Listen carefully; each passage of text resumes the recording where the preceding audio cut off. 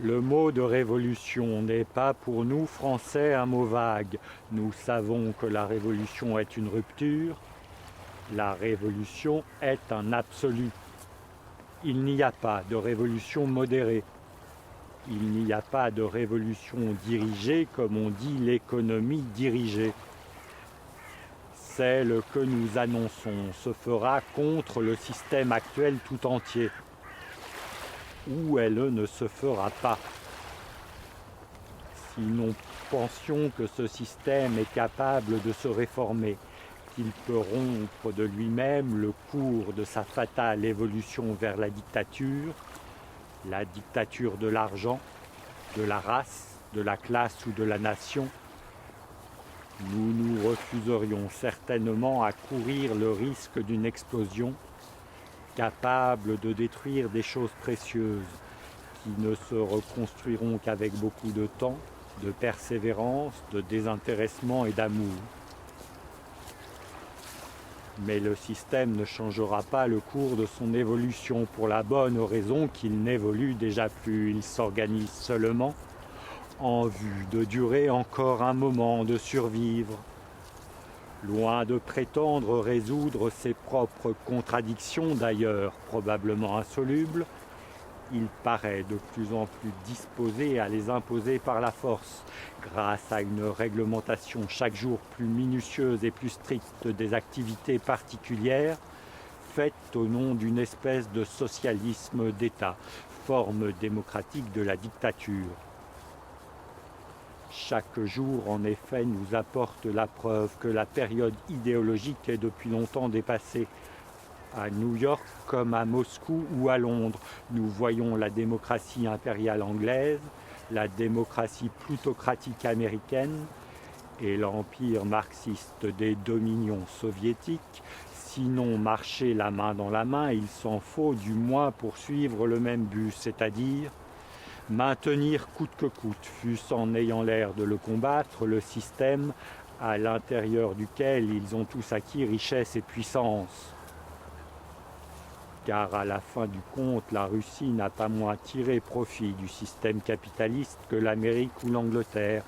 Elle y a joué le rôle classique du parlementaire qui fait fortune dans l'opposition.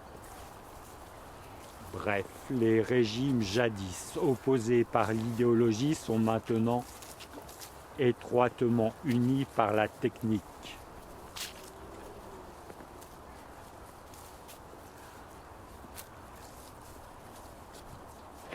Un monde gagné pour la technique est perdu pour la liberté.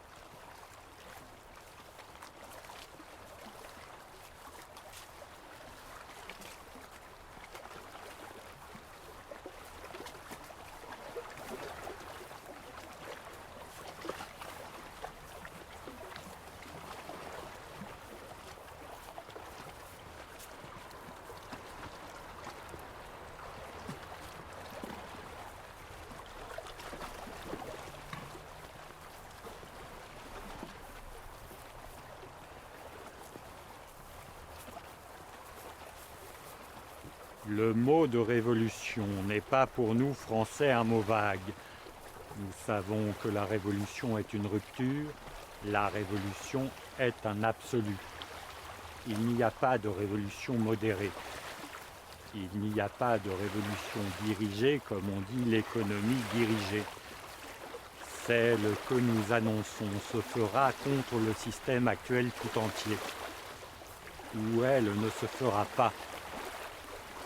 Si nous pensions que ce système est capable de se réformer, qu'il peut rompre de lui-même le cours de sa fatale évolution vers la dictature de l'argent, de la race, de la classe ou de la nation, nous nous refuserions certainement à courir le risque d'une explosion capable de détruire des choses précieuses qui ne se reconstruiront qu'avec beaucoup de temps, de persévérance, de désintéressement et d'amour. Mais le système ne changera pas le cours de son évolution pour la bonne raison qu'il n'évolue déjà plus. Il s'organise seulement en vue de durer encore un moment, de survivre. Loin de prétendre résoudre ses propres contradictions, d'ailleurs probablement insolubles, il paraît de plus en plus disposé à les imposer par la force grâce à une réglementation chaque jour plus minutieuse et plus stricte des activités particulières, faite au nom d'une espèce de socialisme d'État, forme démocratique de la dictature. Chaque jour, en effet, nous apporte la preuve que la période idéologique est depuis longtemps dépassée.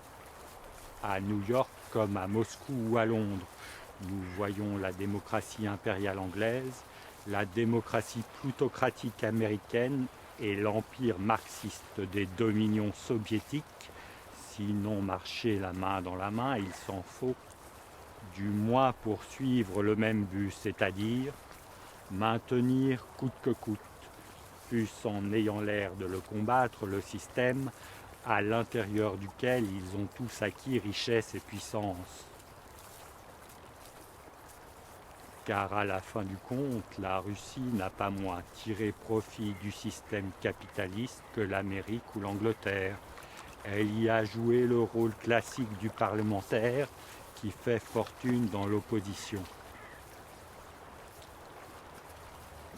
Bref, les régimes jadis opposés par l'idéologie sont maintenant étroitement unis par la technique.